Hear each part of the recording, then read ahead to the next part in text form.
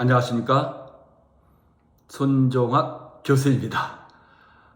지난번에 미국에서 현대차와 기아 자동차에 도난방지 장치가 미흡하거나 설치되지 않았다는 점에서 차량 절도가 빈번하게 이루어졌고, 그런 장면들이, 즉 절취 현장을 촬영한 동영상 등이 SNS 등을 타고서 널리 퍼지면서 모방 범죄까지 이루어졌고, 그로 인해서 사회적으로 큰 문제가 야기되고 있다는 점과 그 점과 관련해서 법원에 소송이 제기되고 있다 하는 점을 말씀드린 적이 있습니다. 소송의 유형은 크게 두 가지인 것 같습니다. 하나는 차량 도난을 당한 피해자들이 제조사인 현대와 기아 자동차를 상대로 하는 손해배상 청구 소송이 있고,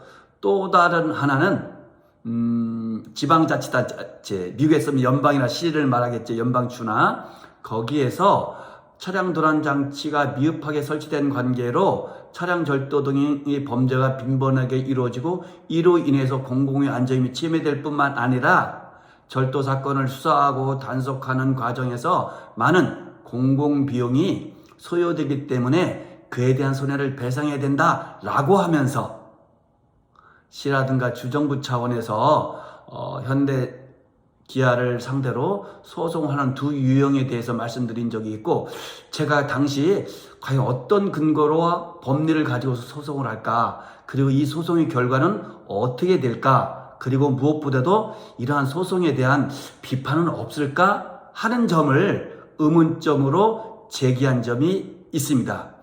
그 이후에 관련 보도들이 잇따르면서 속속 소송의 진행 경과라든가 청구의 근거 등이 밝혀지고 있는데요. 오늘은 그 점에 대해서 간단하게 살펴보고자 합니다. 먼저 차량 소유자들인 소비자들이 기아와 현대자동차를 상대로 한 집단 소송에 있어서는 당사자 사이에 합의가 이루어졌다고 합니다. 즉 연합뉴스의 보도에 따르면 현대차와 기아 및 차량 도난 사건과 관련해서 집단 소송에서 현대차와 기아차는 약 2,700억 원을 보상하기로 피해자들과 합의를 했다고 합니다. 굉장히 큰 돈인데요. 그래서 일단은 당사자 사이의 합의이기 때문에 법원에서 이번 합의안을 검토한 뒤에 7월경에 예비 승인을 할 것으로 회사 측은 예측하고 있다고 합니다. 그리고 최종 승인이 이루어지게 되면 합의 조건에 따라 집단 소송에 참여한 개별 당사자들, 즉 원고들이 되겠죠. 원고들에게 정해진 소정의 금액을 지급하는 형식으로 사건이 마무리될 것 같습니다. 그리고 또 하나 문제점은 아까 말씀드렸듯이 개별 소비자들 말고 시정부라든가 주정부와 같은 곳에서 도난 사고의 급증으로 인한 공공안전비용 그리고 처리비용 등이 증가함으로 인한 손해가 발생했기 때문에 그 부분 손해를 배상해야 된다 하는 소송이 제기되고 있다고 했는데요. 지난 6일 미국에서 가장 큰 주이자 도시라 할 수 있는 뉴욕, 그 중에서도 맨하튼의 연방법원에 뉴욕시가 잇따라 발생하는 차량 도난 사건을 이유로 현대와 기아를 상대로 해서 소송을 제기했다고 합니다. 그리고 그 소송의 유형은 제가 예측한 바와 같이 일종의 클래스 액션, 즉 집단 소송이라고 하죠. 집단 소송이고, 그리고 징벌적 손해배상인 것 같습니다. 그래서 단순한 실질적인 손해배상이 아니라 일종의 형사벌로서의 민사상의 징벌적 손해배상으로서 그 금액이 굉장히 커질 수 있잖아요. 그러한 소송을 제기했다는데 아직 구체적인 징벌적 손해배상의 액수 등은 특정되지 않았다고 합니다. 그래서 이 소송의 결말은, 진행 결과는 제가 계속 뉴스를 추적하면서 밝혀지는 대로 여러분들과 함께 공유해 보고자 합니다. 그런데 반전이 일어나고 있는 것 같습니다. 미국 일부 언론 등에서 과연 이러한 시민들과 시 당국의 현대와 기아차를 상대로 한 소송이 과연 정당한 것이냐 혹은 바람직한 것이냐 하는 의문점을 제기하는 의견들입니다. 문제가 있다는 것이죠. 연합뉴스의 보도에 따르면 일부 도시가 잇따라 발생하는 차량 도난 사건을 이유로 현대와 기아를 상대로 소송을 제기한 것에 대해서 비유를 하면서 살이 찔 경우 달고 맛있는 케이크를 만든 제과점 회사를 비난하고 그에 대해서 손해배상을 할 것이냐 말이 안 되지 않느냐 하는 의견이 나왔다고 합니다. 즉 미국 CBS 기자 출신이라고 하는데요. 이분은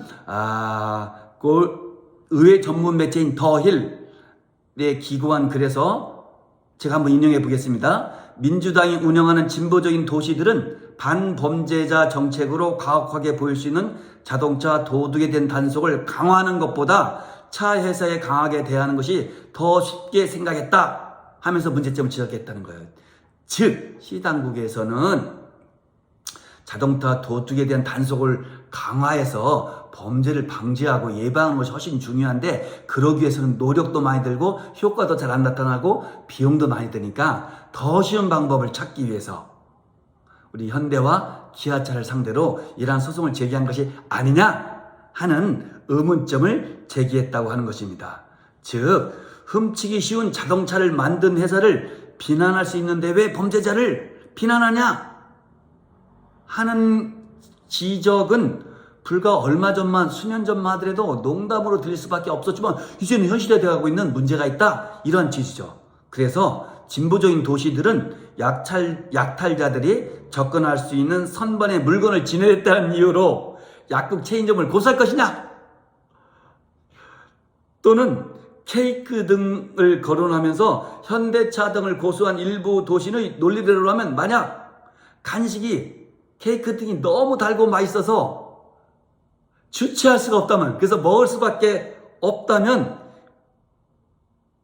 그 케이크를 만든 회사를 상대로 소송을 할 것이냐 뭐 이런 내용인 것 같습니다. 그래서 일부 도시인 논리대로 간식이 맛이 없다면 미국의 비만 문제가 발생하지 않을 수도 있기 때문에 즉 너무나 맛이 있어서 비만 문제가 발생했기 때문에 손해배상하라 이런 논리로 연장될 수 있기 때문에 많은 심각한 문제점이 있다 이렇게 보고 있는 것 같습니다. 첨예하게 대립되고 있는데요. 우리 현대와 기아 자동차의 대응은 어떻게 될 것인지 궁금하기도 합니다.